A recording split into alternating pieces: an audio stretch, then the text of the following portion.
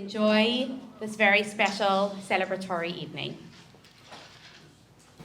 Good evening and welcome all to our 6th Solomon Leadership Program graduation ceremony. I would like to give a special welcome to Rabbi Moshe Shiner and Mr. Larry Sosnow, our founders and creators of this incredible program. Welcome to our overseeing professor from PBAU, Dr. Art Johnson. I'd also like to warmly welcome the incredibly dedicated mentors of Solomon. Without you, none of this would be possible. Of course, welcome to the Solomon executive team who make it all happen. And finally, welcome to our fellows and to our families who have supported us throughout this past year. Hello, everyone. My name is Akilah McKinnon. I am a junior at Dreyfus School of the Arts, and my time here at Solomon has been incredibly impactful. The Solomon Leadership Program has given me so much confidence in myself and my role as a leader. The relationship with my fellows and my mentor, working in tandem with the various principles I have internalized, have diversified my leadership skills, which I proudly apply to various aspects of my life. The principle that resonated with me the most is that in order to lead others, I must learn to lead myself. Solomon instilled in me a strong sense of responsibility and accountability for my actions and their impact. With this, I have developed the potential to create positive differences in my life and the lives of others. Of course, the wonderful woman who has been a substantial figure to my journey in becoming a more confident leader, Mrs. Betsy Shear, is well deserving of mention. Thank you, Mrs. Shear, for everything you have contributed. The advice, anecdotes, and perspectives you shared have had a significant effect on my growth and comprehensive understanding of the curriculum. I truly appreciate the discussions we had every other Tuesday, and I always look forward to conversing with you. Your enthusiasm and words of encouragement have empowered me to step outside my comfort zone. Mrs. Shear is, in fact, the person who has helped reduce my anxiety about public speaking. I am beyond grateful to have been able to learn so much from you during our sessions. Everything you have taught me, I'm beyond grateful to learn everything you have taught me throughout this course is engraved in my mind. Thank you so much, Ms. Shear. You have been an inspiring light in my journey.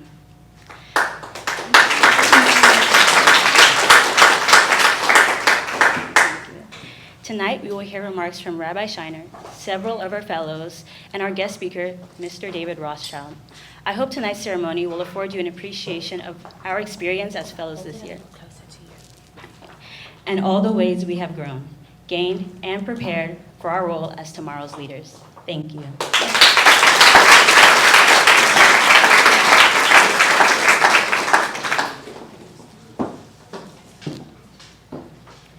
Good evening, everyone.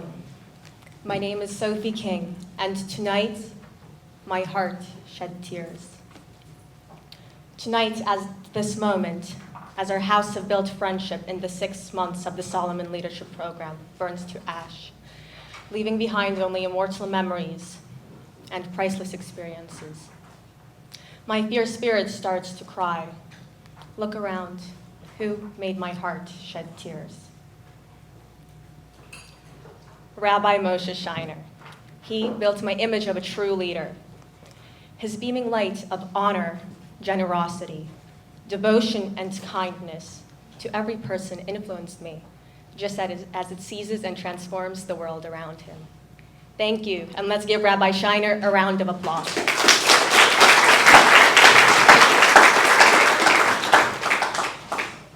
Mr. Lawrence Sosnow.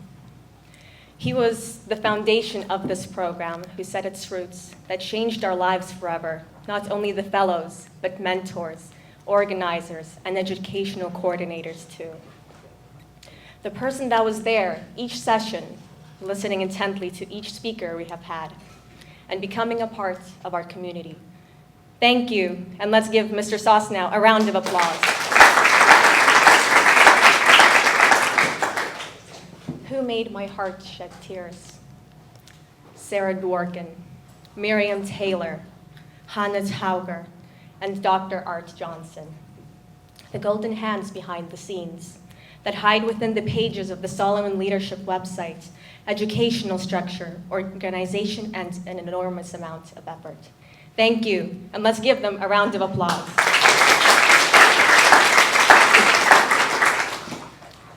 My voice of mentorship. You helped me find the Bible of my heart, the truth inside my soul, Thank you, the one who accompanied our mentor group throughout the months of Solomon, my mentor, Sally Nisberg. All of you here tonight made my heart shed tears, yet those were tears of joy and gratitude. I hope now it is my honor to welcome to the stage Rabbi Moshe Shiner, the founder of the Palm Beach Synagogue and chairman of the Solomon Leadership Program. Thank you, Rabbi Shiner. Good evening, fellows, parents, mentors, guests. It's really a delight to be here tonight on the 6th graduation of the Solomon Leadership Program. And congratulations to all of you. You began a journey at the beginning of this program, and tonight you celebrate its conclusion. And I'm reminded of a story. There was once this fellow who worked as a carpenter for a contractor for his entire life. And he turned 65, he decided it was time for him to retire. So he went to his boss, who he had worked for 40 years, and he said, it was great working for you for these 4 decades, but I turned 65, and my wife and I, we want to retire and enjoy our senior years. And so I'm turning in all my badges and my work, and I'm going to set off to my retirement. And his boss said, can you do me one favor? He said, sure, you've been a great boss for all these years. I'll do anything for you. He says, there's this one more project that I want to do. There's one more home I want to build. Would you be so kind, since you're my best employee, would you oversee the construction of this last home before you retire? Well, it wasn't part of his plan, but he said, okay, how can I say no to you? So he took on the job of building one more magnificent home for his boss. And for the next year, he oversaw the entire progress of the building and the construction of this home. But he was in a rush to get on with his life and his retirement. And so when he couldn't find the supplies he needed, he cut some corners, got inferior materials, whatever he could do just to keep the job moving. If he couldn't get the right tradesman, he just hired whoever he could hire. And he did whatever he could to get the job completed, even if it meant taking shortcuts.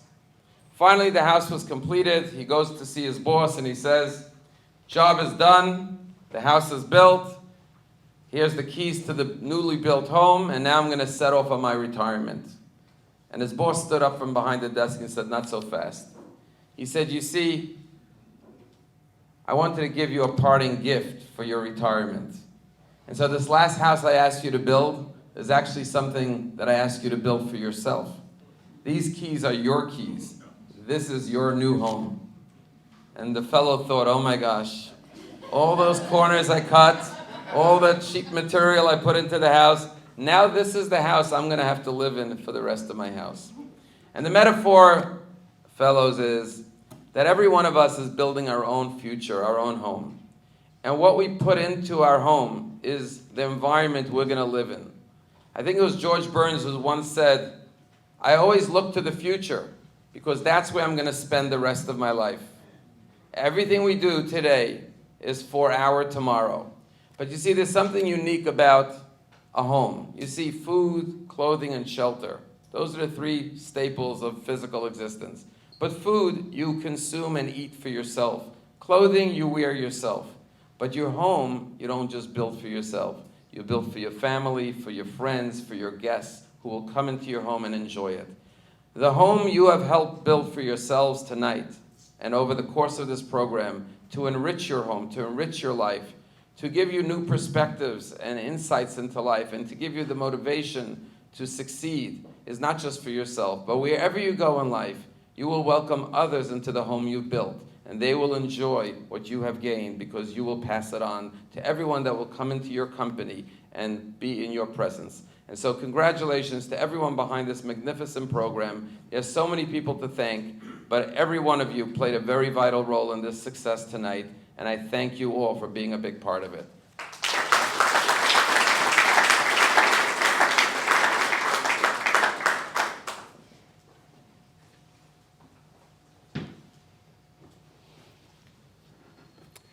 My name is Art Johnson. I'm Emeritus Professor of Leadership and Organization Development in the MacArthur School of Leadership at Palm Beach Atlantic University. Congratulations to the Solomon graduates. Well done. I wanted to begin by thanking some folks. First, the Solomon Fellows for their hard work. Second, the Solomon Mentors for their excellent mentoring of the Fellows. And finally, the parents for your guidance and support throughout this journey. A bit of background about the Solomon Leadership Program. It's been my honor to work with the Solomon Leadership Program for the past few years. You need to know, excuse me, that you're now graduates of one of the finest youth leadership programs in the world. I don't just say that. We annually present at the International Leadership Association, the ILA conference, on youth leadership, and trust me, the Solomon Leadership Program is an international jewel of excellence in youth leadership. So you have something to be very proud of. With that said, my hopes for the Solomon graduates are as follows. Regarding character, stand up for the values you hold dear and stand up for what's right in the most difficult of circumstances, as this is when your courage and integrity will be tested. Regarding vision, envision what is and compare that to what should be, then lead to narrow that gap. Regarding communication, I hope you remember the communication and your emotional intelligence that connects you to all of us. It's literally the vehicle through which a good leader leads, so never forget that. Regarding tolerance, I hope that throughout your life you choose to fight intolerance and show others how differences are a deep strength of our humanity. Regarding persistence and grit, in leading yourself, I hope you're able to stay the course on reaching your potential and becoming the person you can be and helping others develop their persistence and grit and reaching their potential. Regarding empowerment, I hope you support others throughout your life as leaders grow other leaders and seek to provide opportunities for others. Regarding strategy, I hope you are strategic and intentional in your actions as leaders serve others. Too many leaders do not fare well in difficult and changing winds, so hold strong. Regarding judgment, I hope you choose the path of the hard right versus the easy wrong throughout your life. Finally, you know the bar's been raised. You're a graduate of the Solomon Leadership Program. While we have high expectations of you, I'm sure you can start to feel changes in expectations of yourself inside. Remember the world's in dire need of leaders, and remember this. When I look at the success or failures in business, government, or society, in virtually every case, situation, and scenario, leadership was not a difference, but the difference. Leadership matters, so do it right. With that said, it's time for you to lead. May you have Godspeed.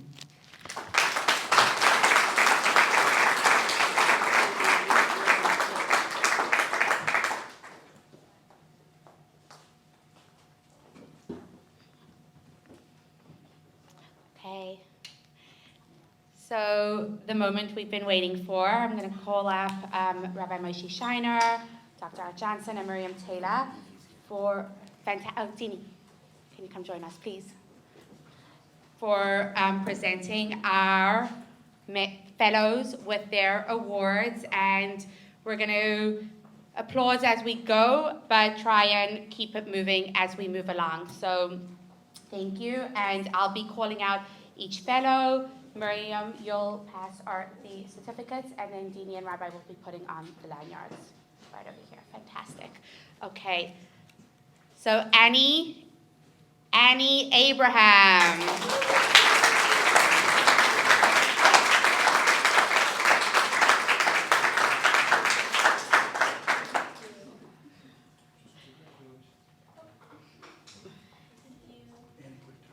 Try and get a picture. Lucas Abraham.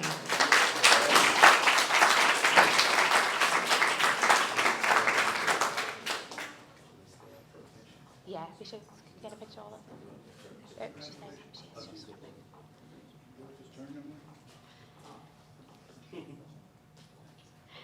Olivia Allentoff.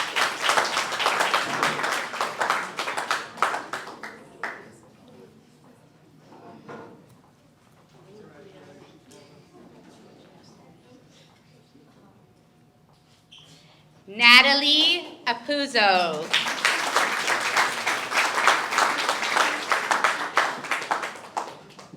Move more to the side so that we don't block it. You can move that way over. That's good. Fantastic.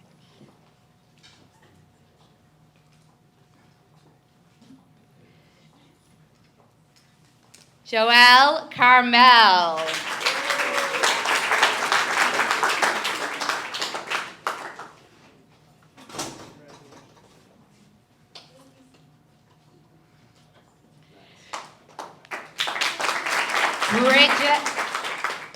Bridget Frawley. Let's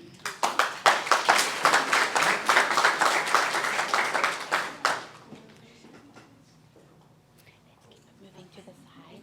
Move over so that we don't block the screen from other fellows. Fantastic.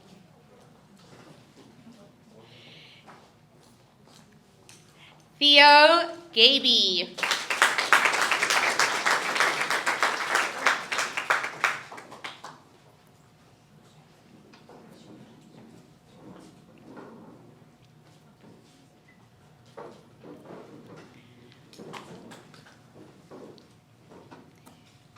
Gabrielle Camino.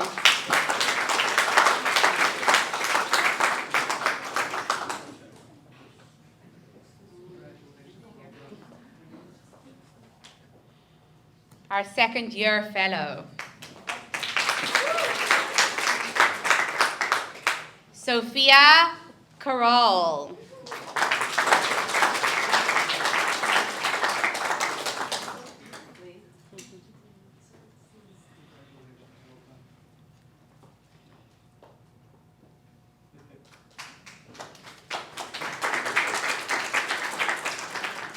Akila McKinnon. We could do a second row so that we can see the screen. So you can go already make a second row for now. Fantastic. We're going to bring you over for the pajamas. Kenneth Prochet.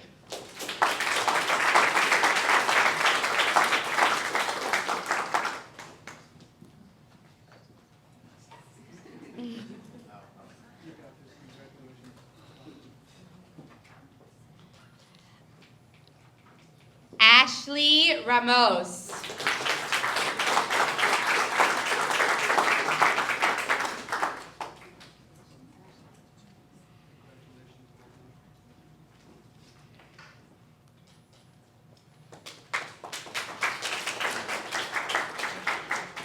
David Rockmacher.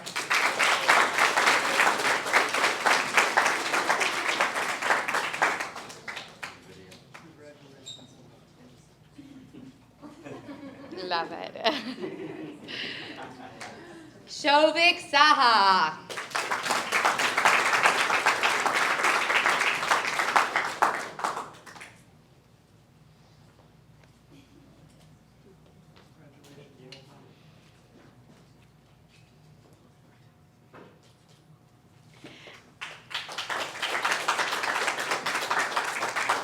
Ariel Schwartzberg. You can move in a little so that we don't block it. Move into the screen.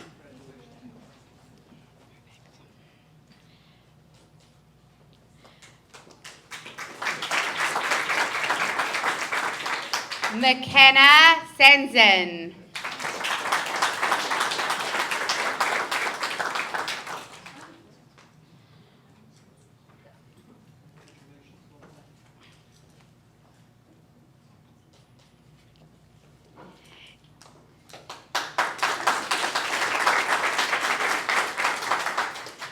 Dan Tran.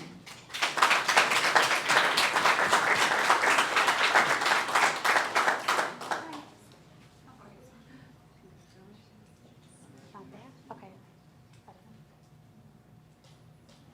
Oh. Samara Tassin. That was me. My apologies.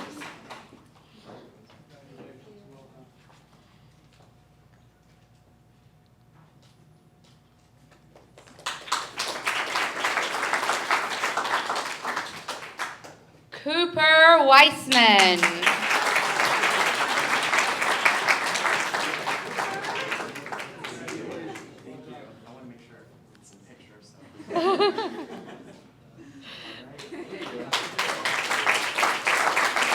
And Madison Zellner. We'll say that they're going to come back for a picture. So fellows, as soon as Madison's done, we're all going to come back here. We've practiced it. They're all going to come right back here, set up. Some of you get up on the stage, and we're going to shoot for a quick picture, okay?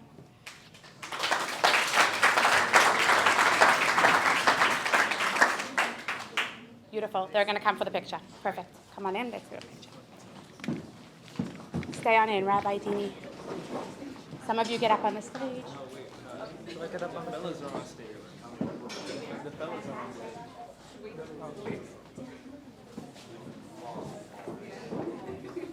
Ladies and gentlemen, we present to you the graduating class of 2022.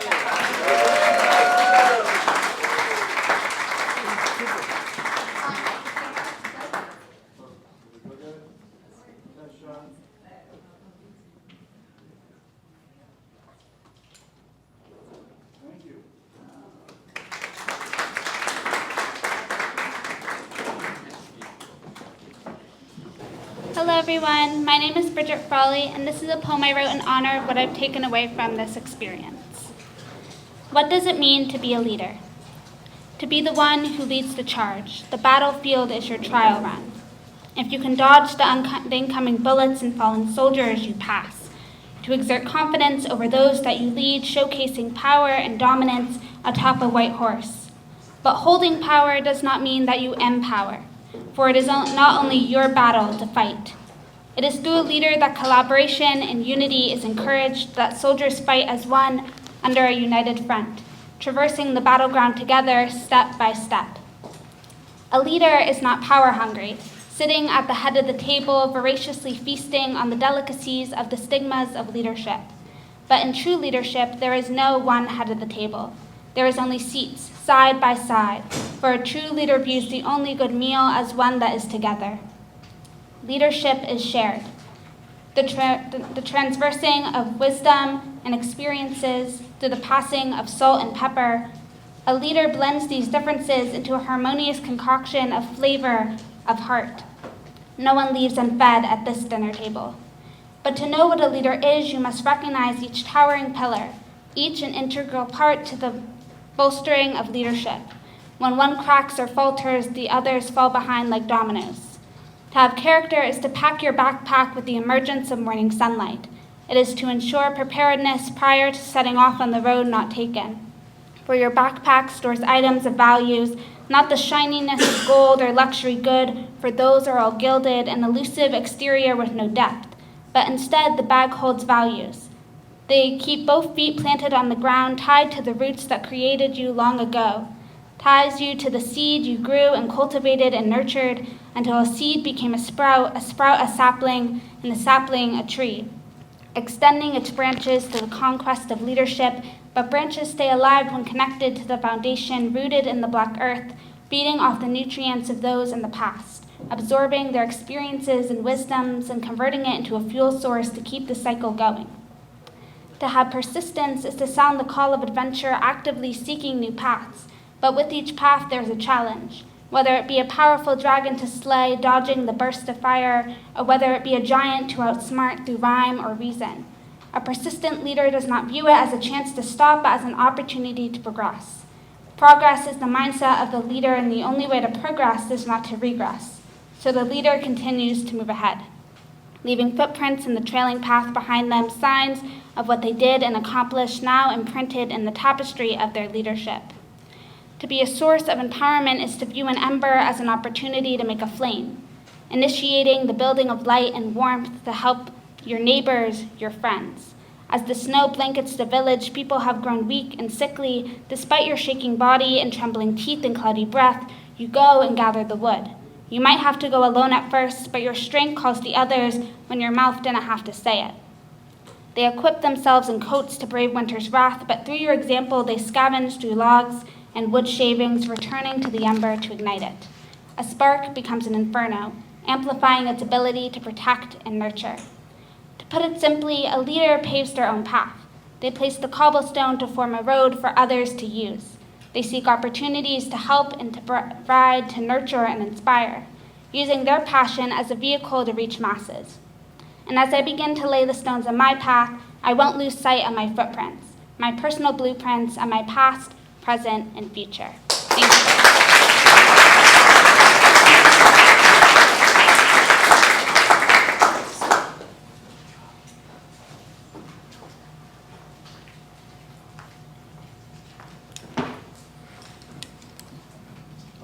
Hi everyone, my name is Ashley Ramos and I'm a fellow here at the Solomon Leadership Program. I have been given the opportunity to say a few words about my mentor, but in all honesty, a few words wouldn't do him justice. Dr. Robert Jacobson is a good person inside and out. Not only is he a great role model, he is also an amazing teacher.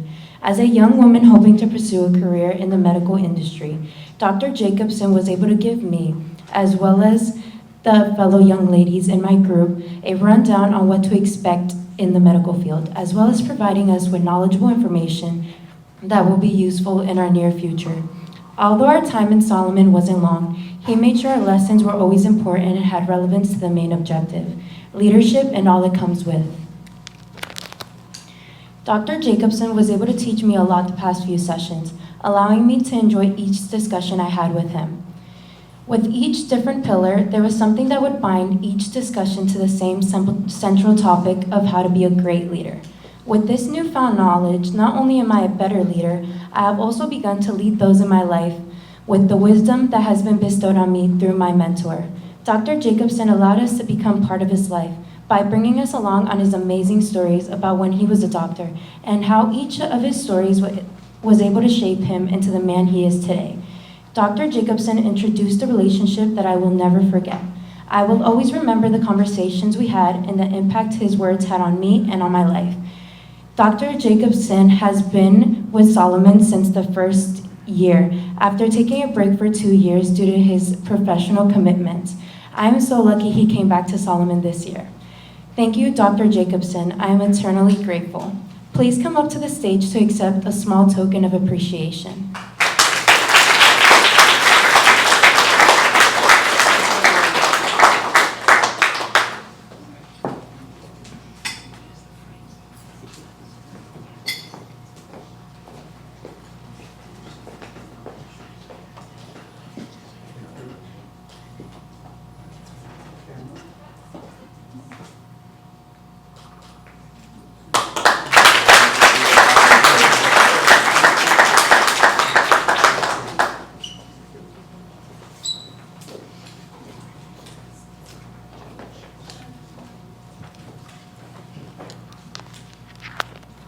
Hi everybody, my name is Natalie Apuzzo, and I was so fortunate to be able to be a part of Miss Nisberg's group Okay. Entering any new relationship in life comes with a sense of uncertainty.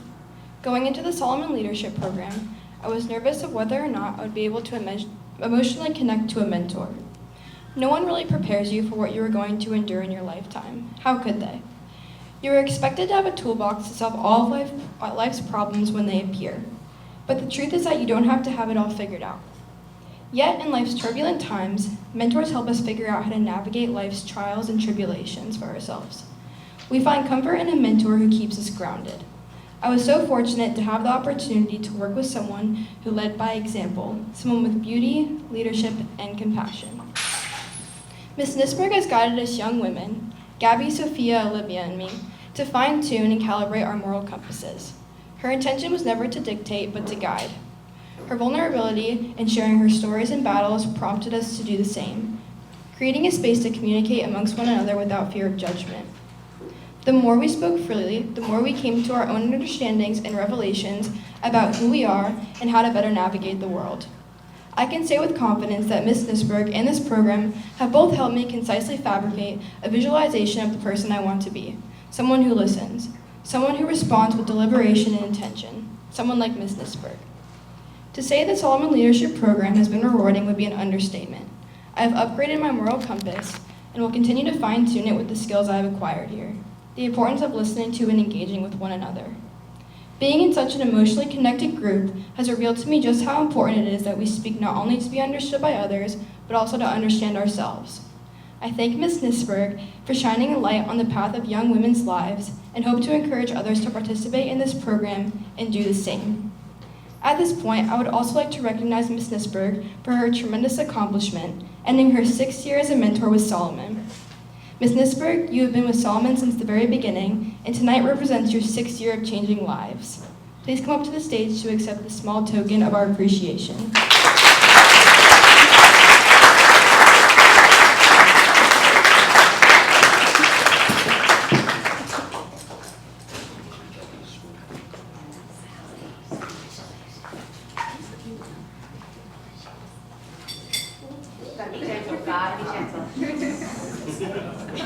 It's made of glass.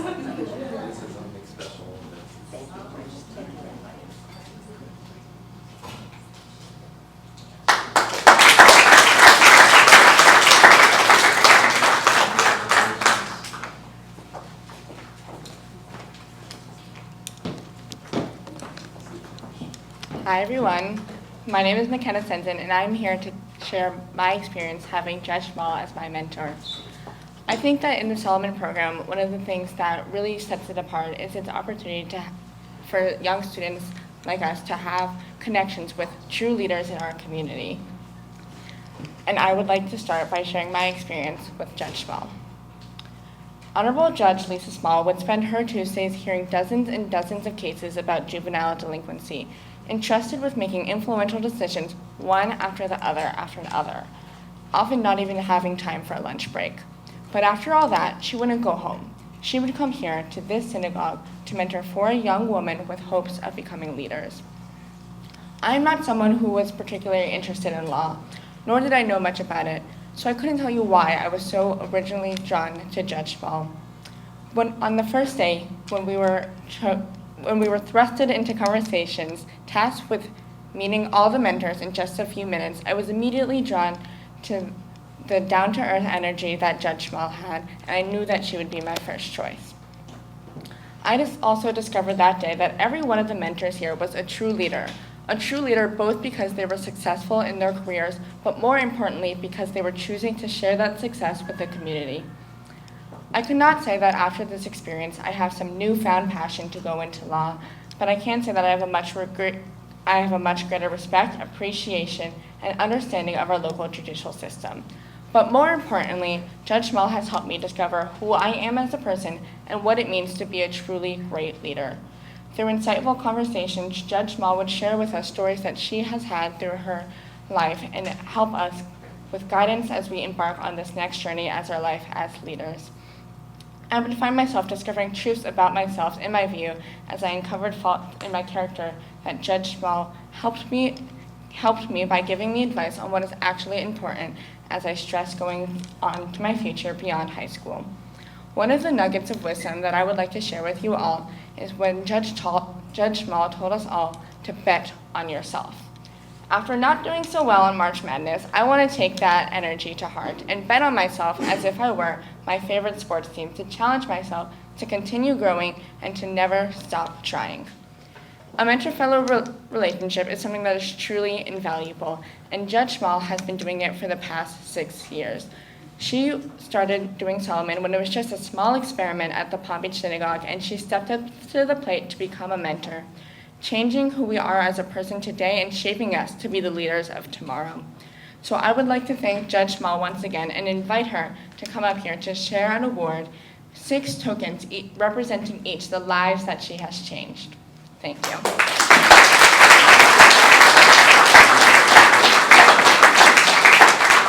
Unfortunately, as is common, Judge Small is stuck at the courthouse. And so we'll be giving her her award later, and this was recorded so she'll be able to hear it. Thank you so much.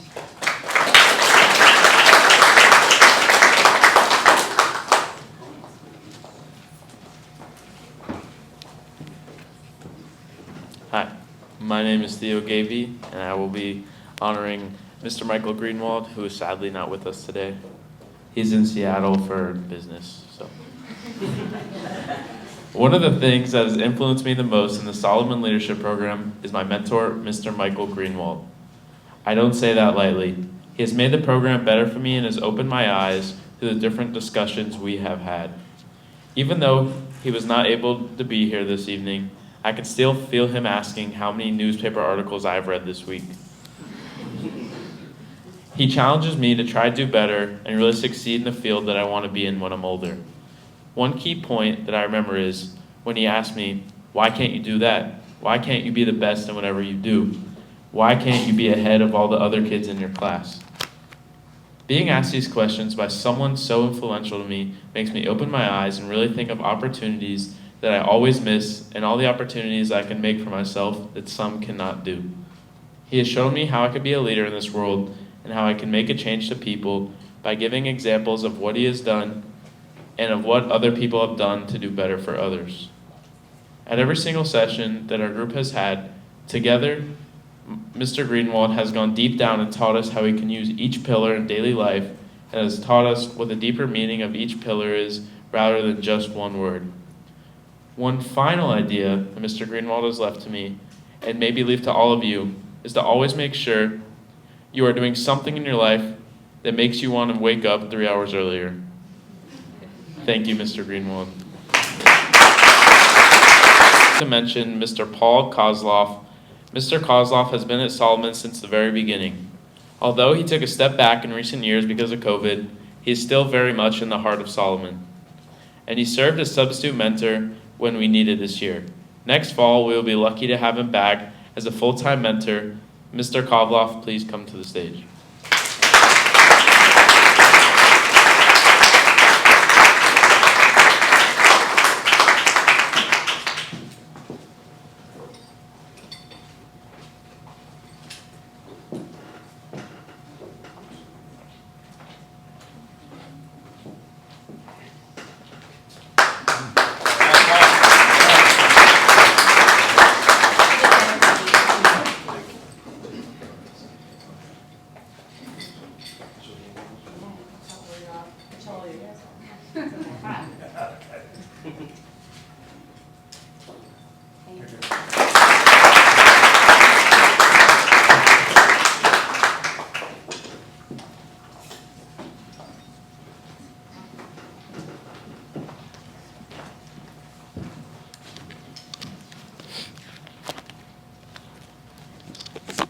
Good afternoon, everyone. I'm here to appreciate Mr. Ronnie Simpson. In my attendance to the Solomon Leadership Program, I had the pleasure of being under the mentorship of a distinguished gentleman, one not only remarkable in occupation, but in the interactions with young fellows such as I. The individual that I speak of is Mr. Ronnie Simpson. My experience with Mr. Simpson was profound. Much needed introspection was encouraged as we ventured into deeper concepts of the 8 pillars. In the character pillar in particular, we discussed the concept of taking a step back. As humans, we can be overwhelmed with a variety of situations in our life. Our gut instinct is to stick our head in the sand, break down, and react. It is a normal feeling that has been ingrained within all of us. Mr. Simpson reinforced in us that it is in the step back that we are able to assess our situation and approach our problems from a place of reason and keen judgment. Sometimes all we need is a breath, and I agree. I take a breath now to acknowledge the phenomenal mentor me and my colleagues were blessed to have. Mr. Simpson really prompted us to be introspective about our thoughts and to surround ourselves with like-minded individuals aligned in goal and mentality. I sincerely appreciate my time with Mr. Simpson here at the Solomon Leadership Program.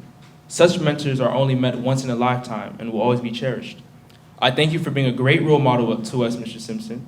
Please come to the stage to accept a small token of our appreciation. Thank you.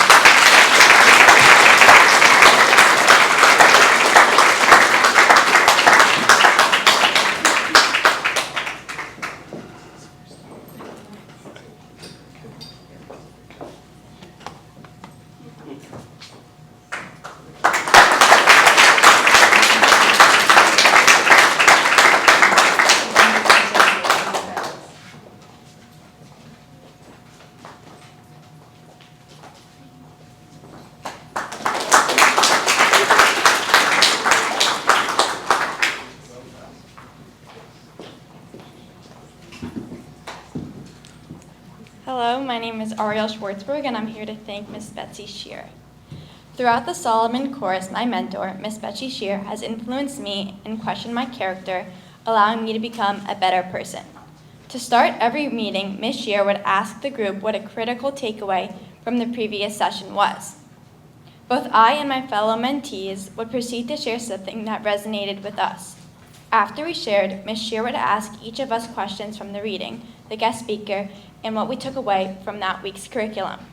This reflection time has allowed me to grow as a person and a leader. Ms. Shear pushed me every week to reflect on my morals, where I want to be in life, and who I want to become. These questions allow me to understand what I desire from life and achieve my goals. Thank you, Ms. Shear, for influencing me and our group to each become better people and more reflective leaders. Please come to the stage and accept this small token of our appreciation.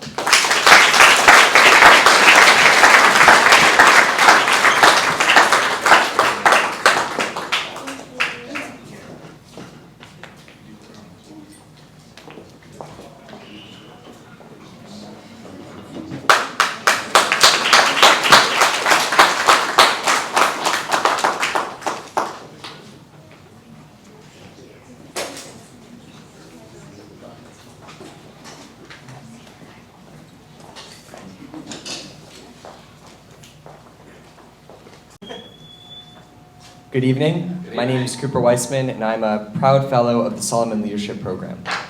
Since becoming a fellow of Solomon, I've worked harder this year than I've ever in my life.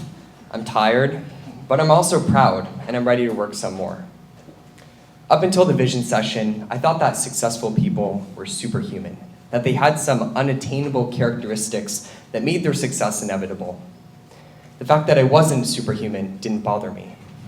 But then Mr. Greenwald shared a story of his own. He said he looked 15 years into the future to where he saw himself. He said that he didn't accept where he saw himself because he recognized that he was constrained by false limitations. So he told himself he had no limits. He placed himself on an exponential trajectory, not a linear one. And by his own admission, Mr. Greenwald isn't a very great test taker. That's been a handicap. But he became top of his class in college, and now he manages over $30 billion in assets. And he did this by working harder than any of his peers and by pushing himself beyond what he or what anyone else thought him capable of. He recognized that his path would be static if he didn't put in the work. Instead of seeing boundaries to becoming superhuman, Mr. Greenwald fought to be one. Looking back, I now know that most of my limitations were perceived and not actually real. That's probably my biggest takeaway from Solomon. I felt so empowered after this session. I was activated. I feel like I can achieve anything now. And I worked an extra 6 hours a day for a whole month to design, engineer, and lay out the circuit board, which is a part of my final presentation. Just last week, I competed in the state science fair. And the night before judging day, we went to a seminar led by 7 keynote speakers. They were students who had been in the science fair since 6th or 7th grade. My roommate told me that 3 of them were competing in my category, engineering.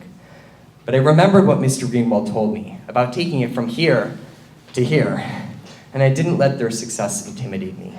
I told myself that I, too, could be like them, superhuman. Well, I took home 2nd place that night, placing right alongside those people.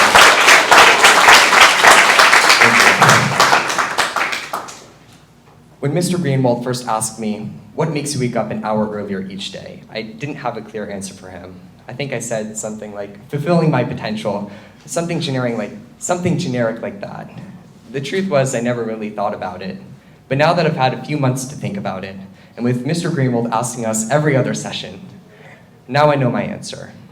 I wake up an hour earlier to engage in a process of creation which makes me proud and excited for the future.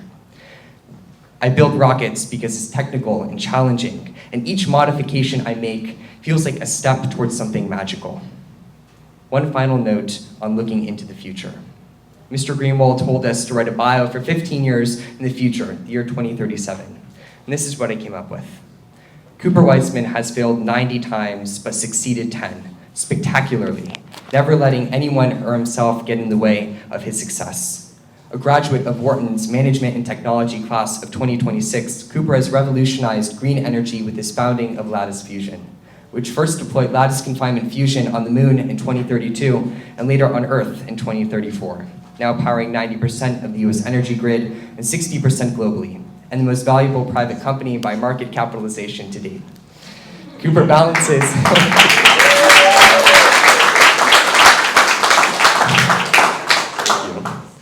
Cooper balances his personal life with his passion for spaceflight and seeks to improve human connection through his philanthropic endeavor, the Overview Project, which aims to launch every politician and head of state into outer space, because seeing how fragile our planet is and how imaginary our borders are motivates us to let go of our differences and seek peace. So that's just my vision.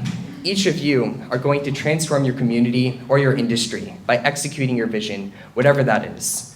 And as Rabbi Shiner says, change on a massive scale first comes from within. Not Solomon. Your first step is done. So think about where you're going right now. Where's your trajectory leading you? So bend it upward, starting now. Go exponential. Shoot for the moon. I'll see you there.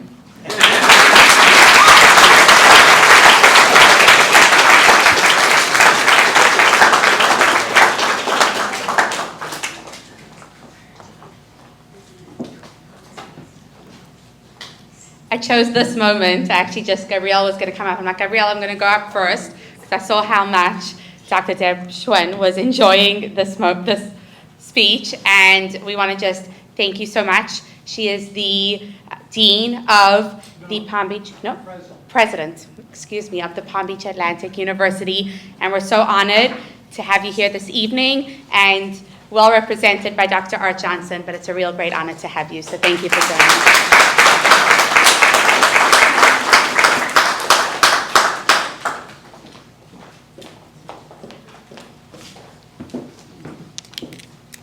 Good evening, Solomon Fellows, mentors, staff, friends, and family. I am Gabrielle Camino, a junior dance major at Alexander W. Dreyfus School of the Arts. For the whole of the Solomon Leadership Program, we have learned in depth the qualities and applications of multiple characteristics to become strong leaders. I was a fellow during the Solomon Leadership Program in 2021, and after learning so much, I was eager to return. Throughout my second year, I have gained a more nuanced perspective of the 8 pillars of leadership within my mentoring group. I gained a clearer intention of how everything I have absorbed during these 2 years applies specifically to my professional and artistic goals. My mentor, Ms. Sally Nisberg, and the fellows in my group, Natalie Abuzo, Olivia Allentoff, and Sophia Carroll, contributed tremendously to my growth in the Solomon Leadership Program. The fellows in my mentoring group gave me pieces of wisdom that I will take with me throughout my leadership journey. For example, during our mentoring hour for Vision, Sophia said, and I quote, "A good leader can see what people are, but a great leader can see what people can become." Sophia's confidence and willingness to voice her point of view has built on the program's nuance, whether it's during the mentoring hour or the Q&A session after the speaker's presentation. I admire her communicative presence, and I hope to emulate that quality as I improve on my own public speaking skills. During our discussions, Ms. Nisberg always encouraged each of us to contribute, which created a relaxed environment where we could elaborate, agree, and disagree with one another. Moreover, Ms. Nisberg would tailor our discussions toward our future. During our tolerance session, we discussed the qualities of female leadership, as it includes a balance of nurture and structure, as well as an abundance of trust. In our mentoring hour for strategy, we discussed the college admissions process and the importance of compartmentalizing to create an effective and efficient plan to pace ourselves during senior year. This is to say, my mentoring experience during the past 2 years has developed. Last year, it entailed more stories and first-hand experiences from my mentor that resonated with me the most, while this year, it involved more literal interpretations of each principle and their real-world applications. Beyond my mentoring group, I have grown from the second year by applying the principles into my current leadership roles. At Dreyfus, I have been the class council recording secretary from freshman year until now, and I hope soon recording secretary for my senior year. I have demonstrated fortitude and integrity in multiple issues that arose. Not only has the program impacted my current leadership roles, but it has also amplified my confidence to run for National Dance Honor Society president and assume the role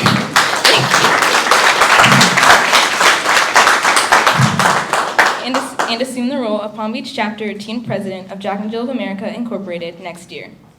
A noteworthy aspect of the Solomon Leadership Program was guest speaker Judge Rowe's advice on good judgment.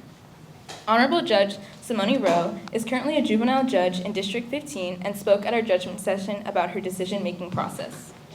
She emphasized the importance of embracing objectivity and how it's okay not to be comfortable with all the decisions you make. I truly valued her presentation because I hope to be a judge as well. Not only did I internalize her wisdom and how to apply it as a future judge, but I was also able to speak with her afterwards and receive her contact information. As a result, I can establish a relationship with Judge Rowe as an advisor and confidant throughout my professional journey. Throughout my second year, I established a novel perspective of the 8 pillars of leadership with my mentoring group, and I reached a clearer intention of how everything I have absorbed during these 2 years applies to my professional and artistic goals.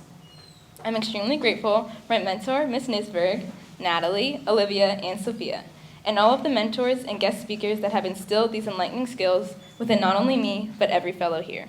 Thank you.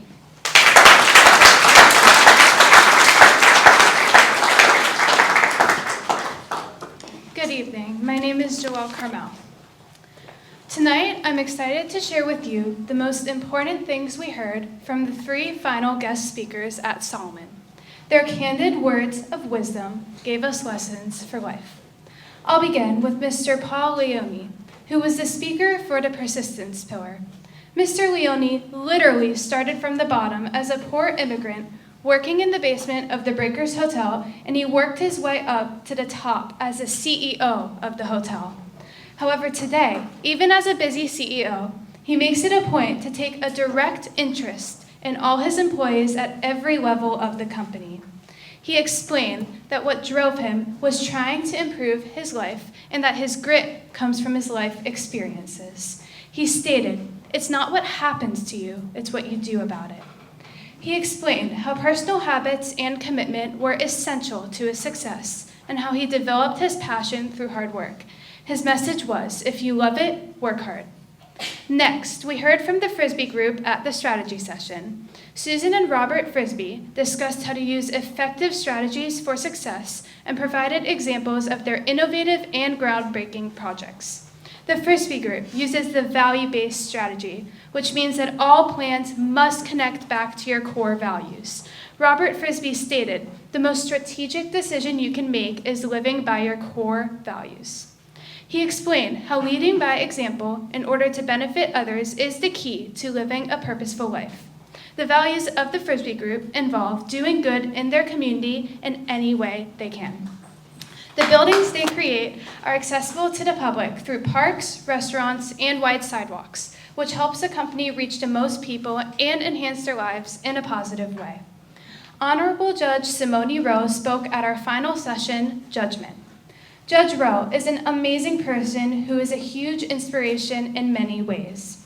She taught me that you must always do what you believe in without fear, no matter what other people say or think. Judge Rowe was even mistaken for a secretary when she first started working as an attorney, which only motivated her to work harder. She explained how in making a decision, it is important to consider all of the facts from an unbiased perspective to come to the right conclusion. We participated in a timed activity in which we had to make difficult choices from a list of rights. This showed us how core values come into play when making a judgment. Abiding by them is the way to be certain that the decision you are making is indeed the right one. Judge Rowe also finds it necessary to put a lot of time into making a good judgment because this allows her to inspect every angle of the issue. She described to us how she is able to achieve a work-life balance by being very disciplined in her daily routine, which is the key to her success. Tonight, I can once again say thank you to Mr. Leone, the Frisbee Group, and Honorable Judge Rowe for each lesson we learned for life. Thank you.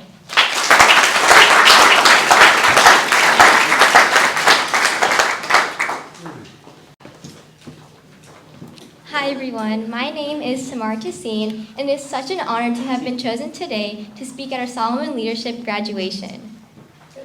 In each of our sessions, I have personally learned so much about leadership, and I have had a great experience throughout the duration of this program. The 3 guest speakers I would like to highlight today are Mr. Dove Seidman, Mr. Ricky Wade, and Mr. Timothy Sotos. Mr. Seidman was our very first guest speaker for the pillar of character. I have learned the importance of pausing and understanding where my core values are from Mr. Seidman. A pause allows you to come to a momentary stop and truly listen internally with your gut, with what your gut is trying to say. This gut instinct is usually representative of your core values. If something doesn't feel right, it probably isn't right. It's important not to ignore those feelings, and pausing allows you to tune into them and make sure the situation you find yourself in and the decision you're about to make aligns with your character and values. During our time with Mr. Ricky Wade, he discussed the pillar of empowerment. Mr. Wade opened my eyes to the idea of what empowerment truly is. It's when you lead by example, celebrate when others succeed, supporting others when they are struggling, being appreciative, maintaining a positive outlook, and so much more. As Mr. Ricky Wade said, look for the light in a dark place. Ever since this session, these words have stuck with me. This quote reminds me every day that it's important to look on the bright side of things because there's so much more that we can be grateful about. In our session with Mr. Timothy Sotos, his words of influence provided me with such insight about communication as a leader. He discussed the power of effective communication and influence. Within the word influence, Mr. Sotos broke down each letter to represent how it plays a large role in a good leader. The letter I, he said, stood for inspiring people to do something good. This made it clear to me that as an aspiring leader, I must properly influence my fellows to take action in such a way. The way that a leader presents themselves to others makes all the difference. As a leader, I have grown so much from this amazing program. Thank you so much to everyone at Solomon for providing me this opportunity. It's been a wonderful experience, and it's definitely one that I will never forget.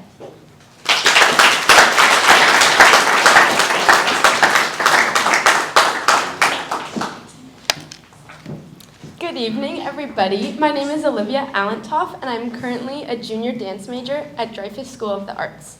I have greatly enjoyed my time here as a Solomon Fellow. I've been inspired by my amazing mentor, Mrs. Nisberg, and I am greatly impressed by all of our guest speakers. Our guest speaker for the tolerance pillar, Mr. Paul Levy, is an engaging and insightful leader. As the director and chairman of the board of JLL Partners, his business acumen is laudable. His business success is built on the premise that your character and tolerance build who you are as a person and a leader. Encouraging us to develop our integrity, courage, and fortitude, Mr. Levy believes tolerance is the hinge on which the door of character swings. I'm greatly inspired by his business success and even more by his commitment to lead with tolerance. Society needs more business leaders willing to embrace the humanity of their employees and to lead organizations while staying true to their personal values. Additionally, our guest speaker for the vision pillar, Mrs. Lois Silverman Yashar, is an inspiring and thoughtful leader. With a career spanning over 30 years, Mrs. Yashar founded CRA Managed Care, a provider of services to reduce insurance claims, and the Commonwealth Institute, a nonprofit committed to helping women entrepreneurs build successful companies. Having started her life in foster care and building her business from nothing, Mrs. Yashar showed us that having a long-range vision can make the impossible possible. She taught us success isn't a big bang and that it's important to celebrate small achievements. Her leadership and passion for her business, as well as her commitment to philanthropic endeavors, inspires me to replicate her ideals as I move forward in my plans for the future. Thank you to the staff of the Solomon Leadership Program for giving me the opportunity to explore the key values of the human condition and their application to society. I can't wait to continue to participate in acts of tikkun olam and utilize my newfound knowledge as I continue to engage with the community and the world.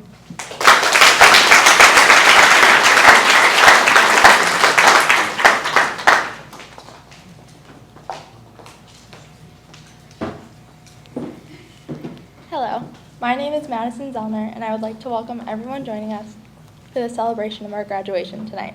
First, I'd like to say thank you to everyone who has made Solomon a reality, even through the challenges of COVID. This experience and the lessons I've learned throughout the process have been like none other. To me, graduation seemed like a far-off end to a challenging 10-session program, but now that the end is here, I'm sorry that it is. Each session, I have formed deeper connections with the other fellows, my mentor, and myself as a leader. As our empowerment speaker, Mr. Ricky Wade, said, Do something today that your future self will thank you for tomorrow. Today, I'm truly thanking myself for putting in all the hard work yesterday and grateful for the opportunity Solomon has presented to me because it has led me to this point here, standing in front of all of you and having the honor of presenting our commencement speaker. Every session, we have been able to listen and learn from an exceptional speaker and leader in our community, and tonight's speaker is nothing short of the Solomon Standard. Mr. David Rothschild joined Sotheby's in 2010. He began as a member of the valuations team and later moved into the fine arts department as a cataloger of old master paintings. In 2012, Mr. Rothschild joined the private client group, advising Sotheby's clients on auction and private sales transactions. In 2018, he became a member of the contemporary art private sales team, where he is now a senior vice president and senior fine art specialist. Mr. Rothschild has played a key role in implementing several exhibitions for Sotheby's on both the local and regional level, including New York City, Palm Beach, and East Hampton. He is also the director of sales for Sotheby's private sale gallery located in Palm Beach, Florida, where over the last 2 years, Sotheby's has completed over 200 transactions for roughly $100 million. Mr. Rothschild received his BA in Communications and Art History from the University of Miami.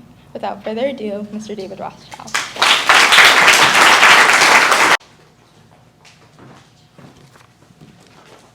Wow. You guys are amazing. Congratulations to all of you, mentors. Obviously this wouldn't be possible without you as well. So congratulations to both the students and the mentors. That was a really nice recital of my bio. It has absolutely nothing on our friend Cooper's bio of the future. So you've given me a lot to strive for in this short amount of time, so thank you very, very much. Good evening, everyone. My name is David Rothschild, and I'm thrilled and honored to be here this evening.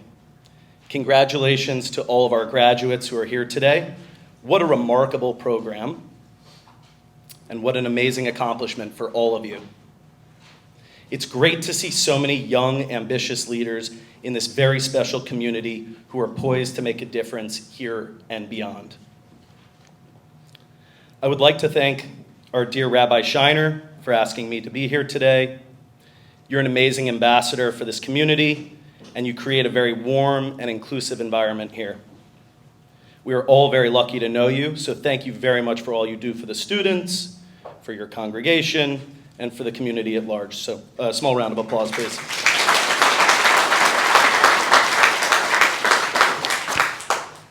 Leadership. That's why we're here, right? Rabbi Shiner asked me to speak to you graduates today about my personal journey to leadership, specifically moments of leadership that I had as a teen or a young adult. I'm 35, just so you guys know. I gave this a lot of thought over the past few weeks, and truthfully, I really struggled to find even one great example where I displayed what I believe is true leadership as a young man. How can that be? Sure, we've all done something that has required some skills needed to be a leader. Maybe you've been the captain of a sports team. I was the captain of my high school tennis team. Maybe you've been the president of a school club. I was the editor of my high school paper. Maybe you've raised money for a charity, or maybe you've stood up to a bully or someone threatening a friend who was vulnerable. These are absolutely all signs of leadership and require some of the skills needed to lead. But leadership, in my opinion, is not something that you're born with. Leadership is learned, and leadership is developed over a very long time through both trial and error. Your program is founded in the 8 pillars of leadership. When Rabbi Shiner sent me these 8 pillars, I was super impressed because, in my opinion, these are exactly the qualities one needs to become a well-rounded leader. I think after tonight we're all familiar with the 8 pillars of leadership, and I'm sure it's been ingrained in all these young students, but for the sake of us all knowing them, once again, character, communication, empowerment, strategy, tolerance, vision, persistence, and judgment. Let's think about each of these and what they mean for a second. Character. Are you a good and moral person? Communication. Can you effectively communicate with others? Empowerment.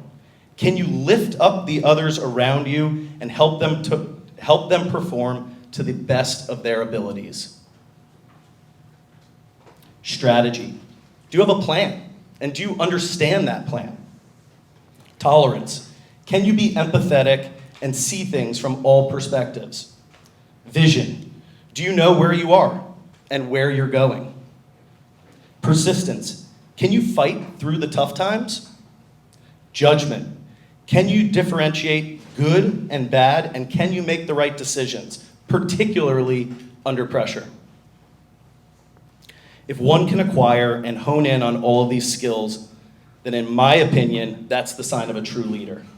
However, I believe there's one pillar that is missing from your program, and I'm going to request that Rabbi Shiner consider adding it after today. It's also one word: execution. Can you execute? Can you deliver? And can you get the job done? Whether you're working on a group project at your school, or working for a Fortune 500 multinational corporation, whether you're in the Army, the Navy, or Marine Corps, what your future teachers, employers, or drill sergeants are looking for is, can you execute and get the job done? I have a team in New York. I have a team here in Palm Beach at our gallery over at the Royal Poinciana Plaza. And while we look for all 8 pillars in our applicants, for those applying to Sotheby's and our current employees, the one quality I look for the most is, will this person, irrespective of the situation, be able to get the job done? Execution plus the 8 pillars that have been bestowed upon you in your program is what I think makes an ideal leader in today's world. Instead of talking about my maturation and development to a leadership role within Sotheby's, I wanted to quickly highlight one person who I think today has shown and epitomizes the word leadership better than possibly anybody else. That is President Zelensky from Ukraine. Think about your 8 pillars of leadership and the one that I added today, execution. What President Zelensky has been able to do for his country internally, while simultaneously working with other world leaders externally, all in the face of high-stakes politics and danger, has been nothing short of remarkable and inspiring. This past Sunday, I watched an interview with President Zelensky on CBS.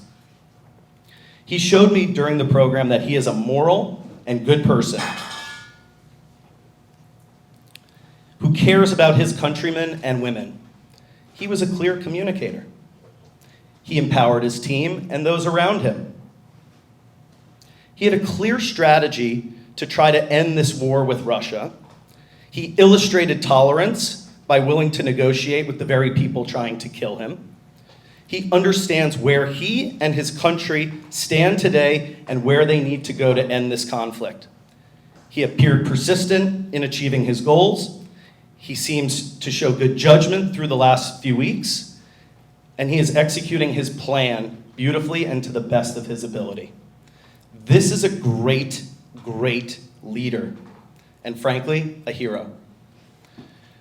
To you graduates, in your world dominated by social media and influencers and a lot of superficial he says, she says type of stuff, think twice about who's setting the right examples, who the real leaders are, and who's sharing the correct and positive messages. Having just graduated from your program today, your community and the world will be looking at you to implement the 8, maybe 9 after today, pillars of leadership, and for you to set the right example and to be the great leaders of tomorrow. Thank you very much.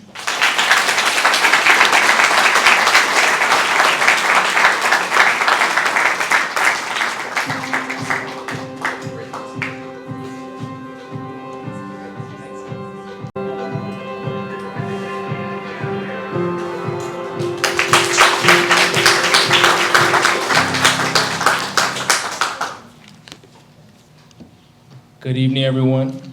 I have the pleasure of doing the closing remarks this evening. Once again, my name is Kenneth Pichette. First of all, I would like to once again show appreciation to every mentor that is present here today. All of the time taken to nurture each of us in the pillars of Solomon leadership has been truly remarkable. I would also like to thank the family and friends that have decided to invest so much into our futures. Without you guys, none of this would be possible. It is truly inspiring that we've all reached here today, all of us. In the beginning, when sending our applications, most of us had no idea what it was that we were getting ourselves into. Like others, I myself was oblivious as well. Completely ignorant as to what was in store for us, we were brought in as unformed molds of clay. Most of us were in search of something. For some, it was order within our lives. Perhaps it could be because of a lack of leadership within our homes, amongst our peers, in our workplaces, or even within ourselves. Brought into this very synagogue, we were first introduced to these 8 pillars. Once again, character, tolerance, communication, vision, empowerment, persistence, strategy, and judgment. Upon first sight, these words may have seemed to all of us as cliches, but it is important for us to understand that each of these pillars are indeed pillars. Character. A good leader stems from a place of character, from a place abundant in ethics and values. Although pressured by society, such an individual remains formidable in the face of adversity. Tolerance. A tolerant leader is one with prudence, one able to remain comfortable in the most uncomfortable of situations. An appreciation of the differences of others, such a leader argues not for ego, but rather for the ultimate truth. Communication. A communicative leader is one that is heard, one whose words are meant to empower. However, their most important attribute is not their eloquence in speech, but rather in the utilization of their ears, the power to listen. Vision. A leader with vision sees not the present, but the future, not the toil, but the end result. Such visions are not complicated, but rather dynamic, simple, inspirational, and inclusive. In the laser focus of their pursuit, a vision then becomes a reality. Empowerment. A leader who empowers is simply a leader willing to create another leader. It is one that inspires others to follow and carry on the torch for dreams to come. Persistence. A leader with persistence is one who believes in the power of yet. Such an individual cares not to fail, just as long as the failure itself is spectacular. Why? It is because such a leader learns from their mistakes and teaches others how to have faith in themselves. One does not fall 7 times without getting up the 8th. Strategy. A leader with strategy never says, I can't do it, but rather, how can it be done? Such a leader sticks to the game plan in the face of fault within strategy. In the face of a fault within their strategy, one is able to step back and reorient, reconfigure, renavigate one's course to success. The continuous self-analysis by such a leader permits success in various facets of life. And finally, judgment. A leader with judgment is not one to rush mindlessly ahead, but one judicious in nature. Assessing all options, it is critical that one remains true to character in all decisions and recognizes the faults one may have.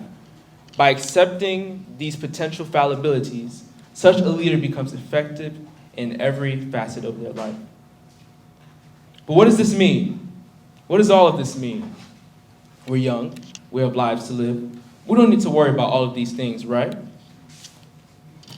But no, that is not our standard, that is not our way.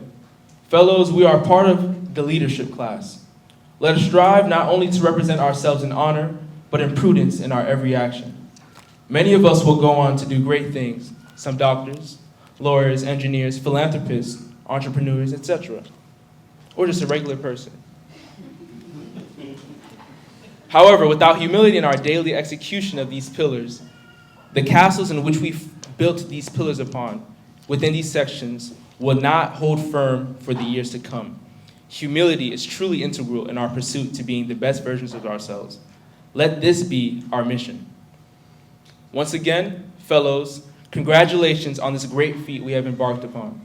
In the words of King Solomon, train up a child in the way he should go, and when he is old, he should not depart from it.